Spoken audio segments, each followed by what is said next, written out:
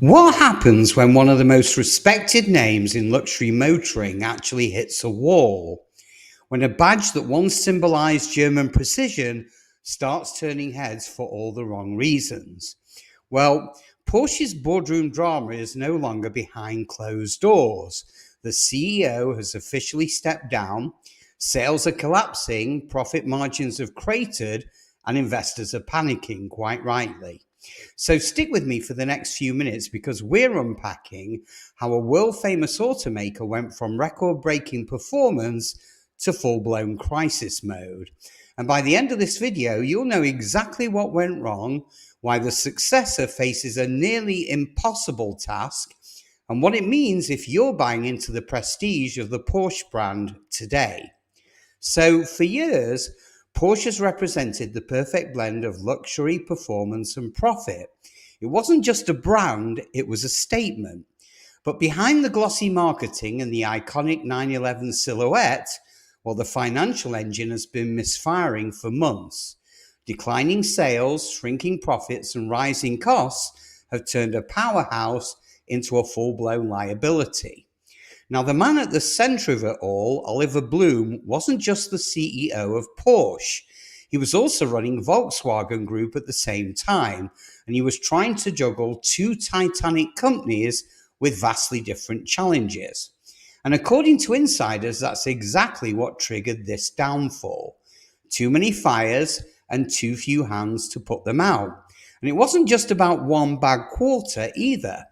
Porsche's problems have been building now for over a year. The company began reporting declining deliveries across almost every major market, quarter after quarter, while profit margins, once north of 17%, well, they plunged into single digits. The magic formula that made Porsche the envy of every single car maker on the planet suddenly stopped working. Now, analysts have been asking the same question for months. Whatever happened to Porsche? And the answer is it's a mix of overreach, timing, and denial. The company's long delayed electric transformation has backfired spectacularly, and Porsche had really big ambitions. It literally poured billions of dollars into EV development, even planning to manufacture its own batteries. But it quietly cancelled those plans when the numbers didn't quite add up. Meanwhile, cost-cutting measures start to ripple through the company. Thousands of jobs were quietly axed, product launches were delayed, and new model development slowed to a crawl. The luxury automaker that prided itself on engineering excellence began to look like a company in survival mode. The final straw came when Porsche slashed its profit and delivery guidance for the fourth time this year, something that it had never ever done before. And obviously, investors were furious, and board members reportedly lost confidence in Blume's leadership. Now, behind the scenes, the Porsche and the PH families, who still hold enormous power within the Volkswagen empire, made the call. It was time for Blume to go. Now, the official statement called it a mutually agreed early departure, but obviously anyone following the situation knows that this was a forced exit. And the damage goes far beyond one executive's reputation. Porsche's sales have now fallen for 3 consecutive quarters. During the third quarter alone, deliveries dropped by 21% worldwide. Global shipments fell by 6% overall to just over 66,000 vehicles. Now, for a brand that once couldn't build cars fast enough to meet demand, that's catastrophic. Now, the worst hit came from China, a market that used to be Porsche's golden goose. Once upon a time, Chinese buyers lined up for months to get a Cayenne or a Panamera. Now, they're turning to domestic electric brands like BYD, which are delivering similar or even better performance for half the price. The new Zeekr 001, for example, offers nearly 1,000 horsepower, 820 kilometers of range, and a faster charging than any Porsche EV, all for around 38,000. And in case you don't know, that's less than half the cost of an entry-level Taycan. And it's not just China. Porsche is also losing ground in the United States, where sales are down 5% year over year. Tariff pressures, production delays, and a price strategy that's so out of touch with market realities, they're all eroding customer confidence. Take the new Macan EV, for example. Now, that was Porsche's supposed volume savior. Now, let's not forget it's an excellent car, but it costs 30 to 40% more than an outgoing gasoline version. And consumers are simply refusing to pay that premium, especially when the competing brands like Tesla, Rivian, and Polestar offer comparable specs at far lower prices.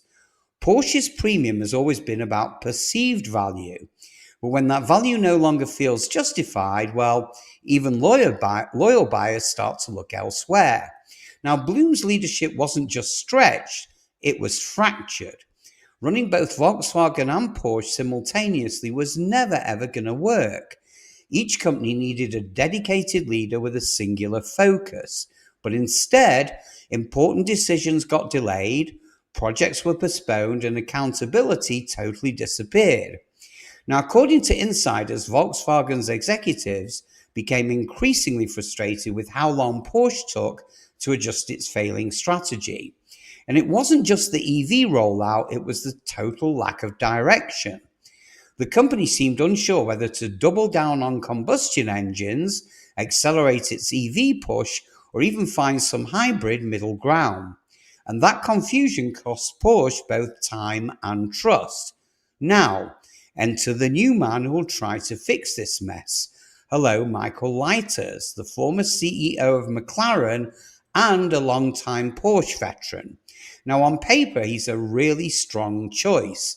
Leiters spent over a decade at Porsche before joining Ferrari as Chief Technology Officer and later went on to run McLaren.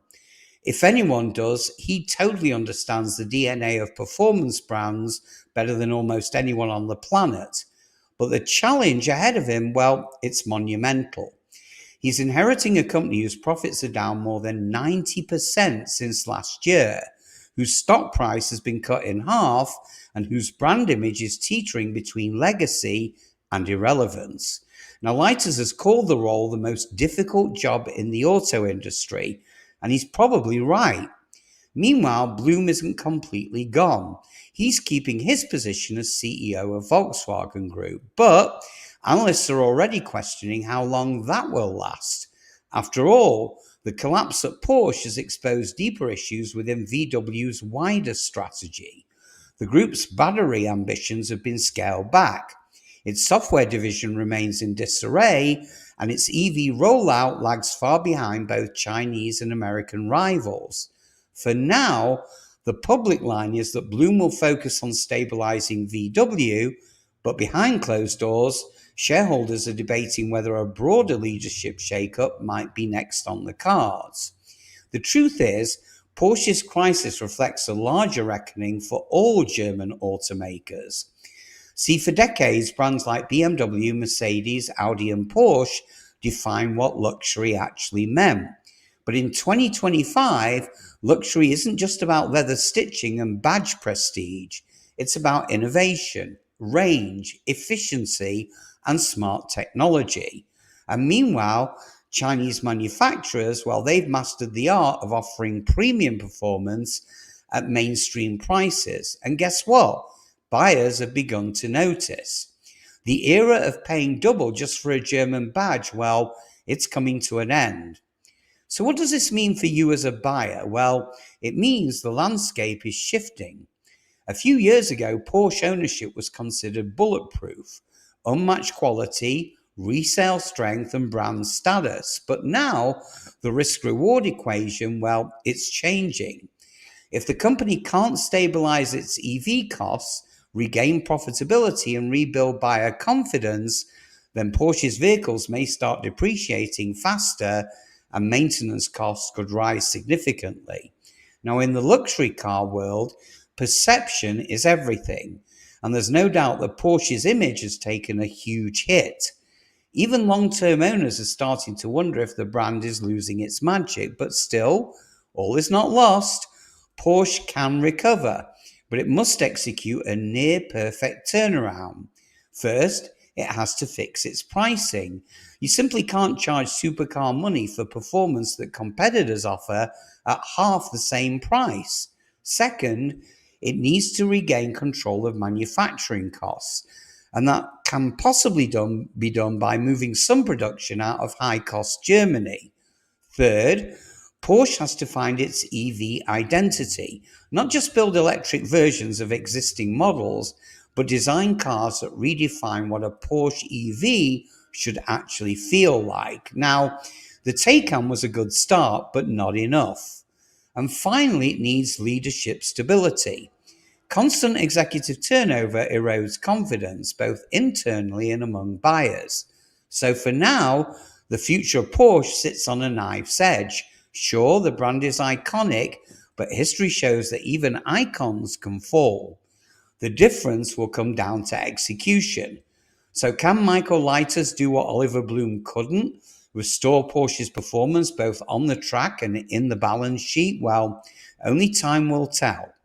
So if you're serious about staying informed on what's really happening behind the scenes in the automotive world, just hit that like button right now and make sure you subscribe so you never miss a single update.